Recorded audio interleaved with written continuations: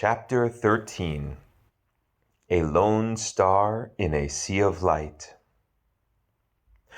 Her phone was ringing in her hand that quaked with the void coursing through her blood. Hollow was the once hallowed vestige of her life, and the loss of love, like the death of a parent, loomed over her heart with all the sticky black ooze of eternal morbidity.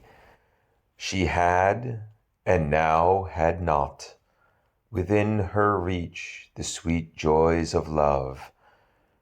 This was not her last moment, but the heartache could make her wish it were, to ease her from the undiluted, effervescing, and perpetually churning sadness and hopelessness. Danny was a girl with a soul, and she was now fully aware of it, because hers hurt incredibly at the moment when her phone was ringing. She would have called Tabitha for support in this matter, but the matriarch of their group was busy tending to the new inclusion, Jason's love. She would have felt jealous of the new arrival, except her own self-pity would not allow her to feel anything other than acceptance that another girl would likely replace her in her group of friends. But she knew that was not true, and just a fleeting emotional reaction to her broken heart. And why was her heart broken anyway? If she spent time trying to think about it, then she might not communicate it clearly to her sibling of sorts who was calling her while en route to come to her. Most likely with Carl in close pursuit. Carl, sweet father of all seasons, why didn't she just give in to him from the start? He was an emotionally unpredictable and thoroughly enjoyable lunatic. If only he had a vagina and boobs. He was the kind of guy she would get pregnant, and she felt like a pervert for thinking that. And worse, a demented freak of a pervert who thought that there could be a purity of love for her from that young and beautiful Alexandra. Is that why she was heartbroken? She needed to answer the call.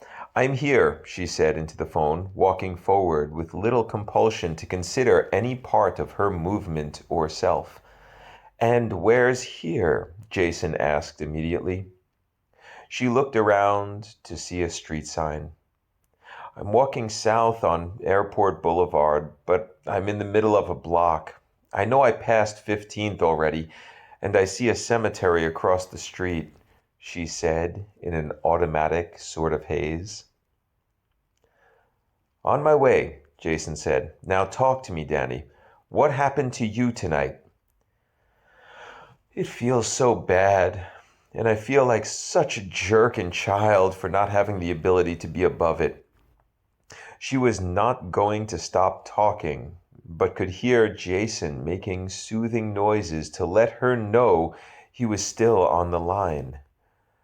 "I thought I found a connection with someone, this young girl, Alex, a 19-year-old at UT, and she was venturing into wanting girls, and that should have been a warning sign. And she was beautiful outside and a sweet and deep and intelligent person, and she was willing, and that's what makes it embarrassing. That she was willing may be the only reason why I was so into her. Why can't I just be patient? I am such an idiot." "Don't talk bad about my friend," Jason scolded loudly to break that train of thought. Right. Danny gathered her emotions to explain what happened, but they remained like a lens through which she viewed the events of that night.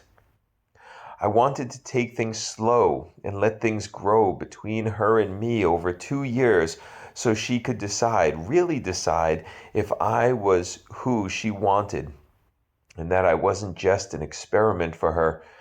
And we agreed on 2 years, and then we would share a bottle of wine and try becoming physical.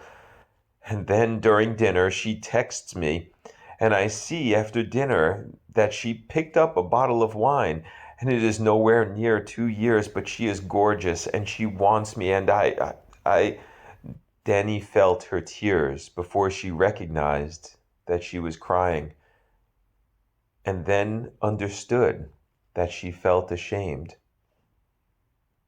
Oh, my sister, Jason sighed. Danny, we all give in to beauty. That's part of what beauty does, what makes it beautiful. She felt less ashamed and courageous for following her passion, and knew that her friend had intended that for her. I tell her yes, and she comes over, and we have these beautiful moments before opening the wine, physical but not sexual, and it seemed like the connection I always wanted was there, and she was crying now for the loss of love, and there was no shame in that. I was wrong. She did just want to experiment with me. She still had a boyfriend. That's how she got the wine for us. She heard Jason sigh with grief and empathy for her. And then, in the moments that followed, she noticed two important things outside of the phone conversation. First was a set of headlights that slowed considerably on the northbound side of the boulevard, and she could see Carl looking at her from inside the vehicle. She also reached the cross street and said, "I'm on 12th," and turned off the boulevard as she heard Carl pull a tight U-turn to catch up to her. The second important thing she saw was far more engaging. There were two teen boys running toward her, or more precisely, away from the teen running after them while holding a rifle. The gun-wielding boy stopped and took aim and fired once, and she heard the explosion that sent the bullet through the air. She next heard Jason use an actual expletive in response to the sound before her ears began ringing. She felt no hit of the bullet, and hoped the two who had passed by her running were safe. Her own safety seemed less important, and she dropped the phone and began moving quicker towards the gunman. Seeing her move forward, he hesitated, and she became the larger target in his line of vision. She wondered if he assumed that he would need to kill her if he would get a clear shot at the two. He clearly, for whatever reason, felt compelled to willfully exude lethal force towards. She knew that she felt dead already, a true death of emotion, and that freed her from the fear in that moment, for she did not worry about dying again. That was her thought just prior to running forward and throwing both arms forward, knocking the barrel of the rifle upward with her left forearm, and thrusting her right hand, opened, into his high chest near his throat. She did not stop her momentum and pushed him backwards off his feet. The center of gravity shifted and she pushed him downward. In an instant, his back slammed into the concrete with the force of his and her weight, and his head bounced on the pavement. With an odd sense of being outside of herself, she saw her left hand curl around the still hot barrel of the rifle and yank it from his hand, now limp with the shock of the blow. She saw her left arm swing the weapon downward and strike his face, knocking him unconscious. And she was back in her body, her left hand searing from the heat.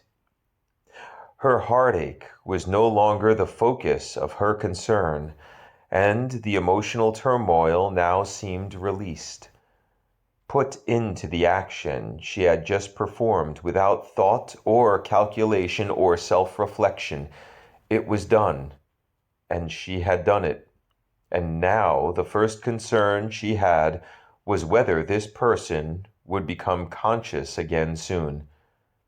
She looked around for something to bind his hands with and saw her phone on the ground a few feet away. She heard sirens miles away, but saw nothing that could be used as binding except her own shirt. She lifted her shirt over her head and wrapped the sleeves in tight knots around his wrists, creating the foundations for the lashings which held his arms bound.